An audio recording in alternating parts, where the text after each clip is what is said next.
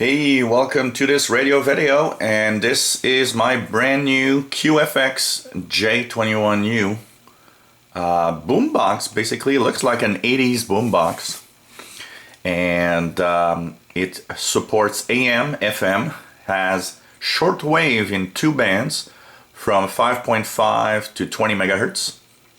So it's has pretty much all the international bands. It's an analog radio. And what are the other bells and whistles? Well, there is nice sound thanks to these speakers that are a little bigger than the average speaker. Really has a good sound. It's not the best sound I've heard in a boombox, but it's quite good. And part of the goodness is thanks to the controls here, which lets you set up the bass, middle, and treble on the radio, so that helps a lot. What's surprising and interesting, a tape recorder. I haven't seen one of those in quite a long time on a radio. So yes, good old tapes, if anybody remembers that. And so it can record off the radio, but it's also very modern because it does have in the bottom right here a USB port to plug in a USB key, and also accepts any SD memory cards. And so from the USB key or the memory card, it can read MP3s and Wma, which are 2 music formats for computers. So it's an old style radio with modern style technology. And of course it can record off the radio. It is interesting, well made.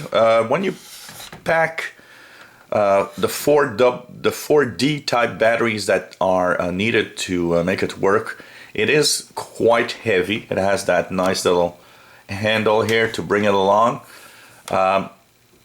What's nice is that it can be as cool as a radio to listen to some music, as well as a radio for shortwave or any other type of music that you will have in MP3, Wma, or maybe old cassettes. And I think this one is appealing for one thing, and that's also one of the reasons I bought it, is the fact that it supports tapes. And I have here a box full of tapes of old recordings of shortwave, and I didn't have any tapes or any radio or any, the only tape deck that I had doesn't work anymore. So I had nothing to listen to my tapes. So I thought, well, why not? This is going to be nice. It's going to be shortwave, and it's also going to play my tapes. It has the band switches on the top here. Tape, USB, or radio. And it has shortwave in 2 bands. Medium wave, and FM, of course. So, pretty cool. Medium wave. Coming up to 12:18 on 580 CFRA with the latest sports news. So you can see here some AM. And of course, on shortwave, it does receive some stations. I'll have a full video on the radio part of this radio and what I think of it in the coming few days.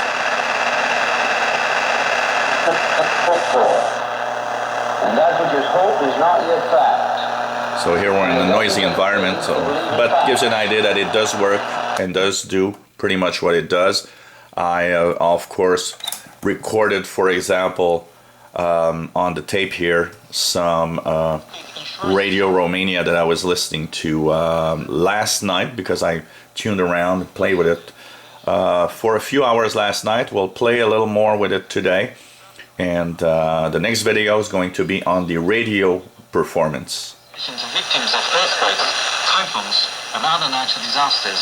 This covers every citizen of Shenzhen. So this is Radio Romania recorded on the tape from the radio. To get more definite support. For CRI, this is Xie Zhao.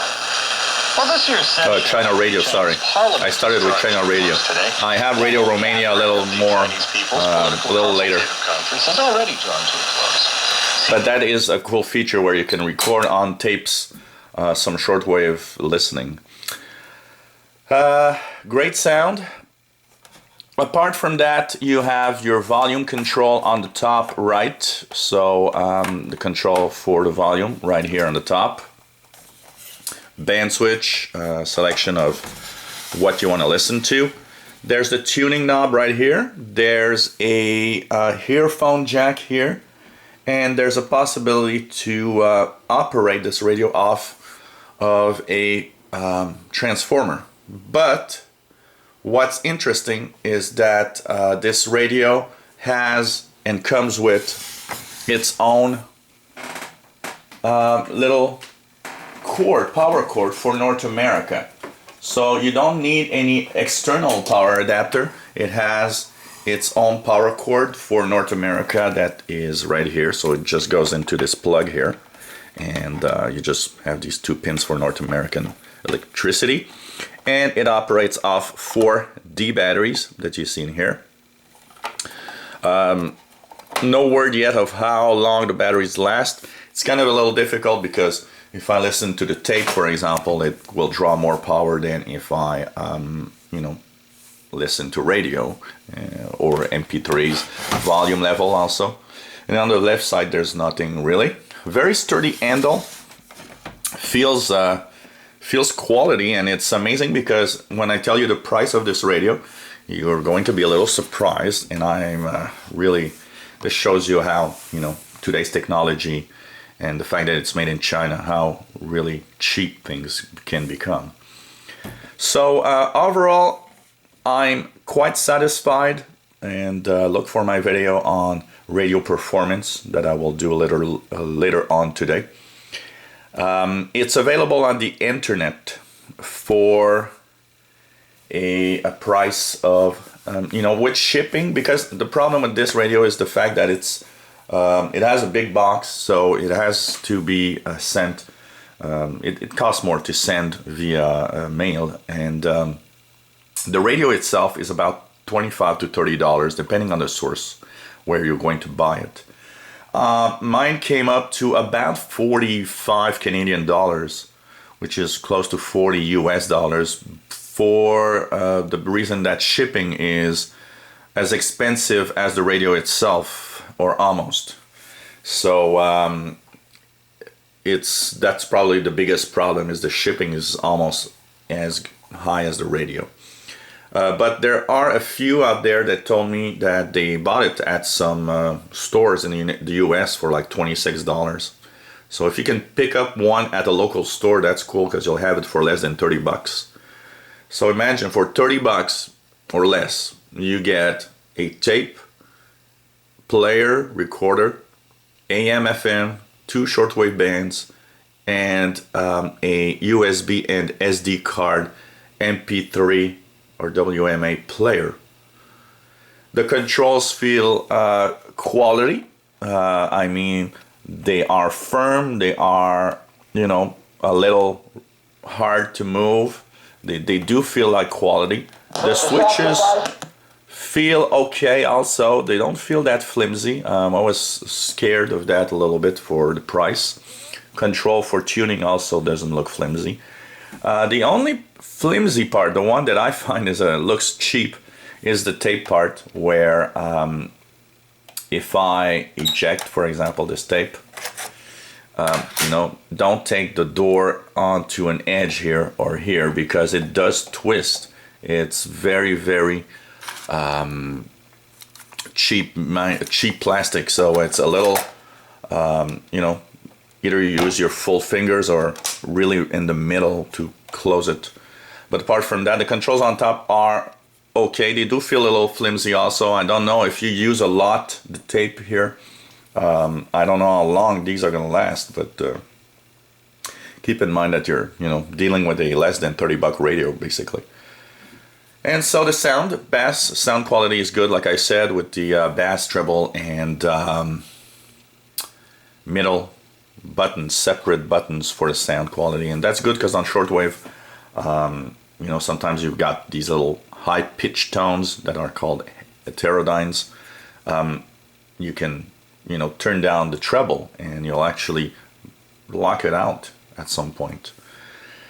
So this is the QFX J21U radio. It's available via the web and apparently in different electronic outlets also. If you've got old tapes lying around and you have nothing to play, well, it's a cheap radio that can play those tapes again and give you more and give you shortwave and everything. So pretty cool. I'm happy with my purchase. For you know, I received it about 24 hours ago.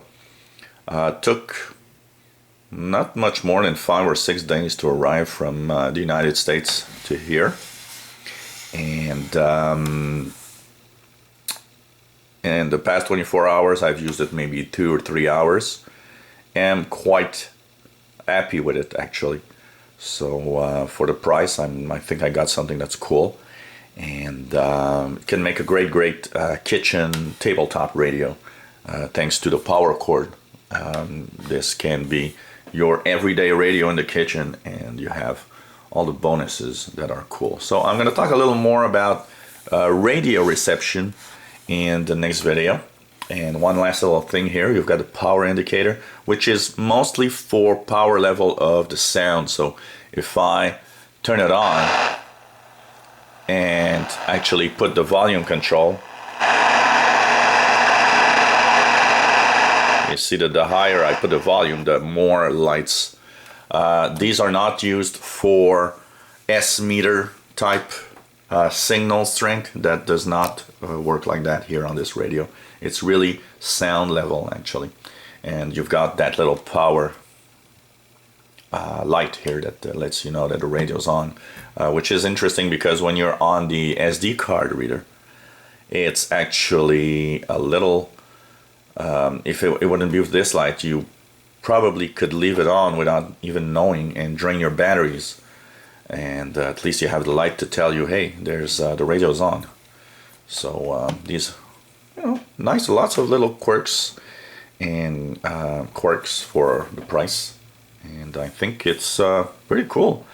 And yeah, I never thought that I would buy a radio in 2014 with cassette tape player, but hey, here it is. So hope you enjoyed this first look at the QFX J21U radio. Look for another video where I will be talking about radio performance of this radio, and of course several videos where I'll show you different shortwave stations that I receive with this radio. You'll see that it is quite interesting. So if you have any comments, questions on this radio, well, why not ask away? Maybe you're planning and you're looking for something to buy. Ask away, and of course for the price, I wouldn't expect this radio, if it's in heavy use, to really last many years though, especially the tape. So thanks for watching. 73.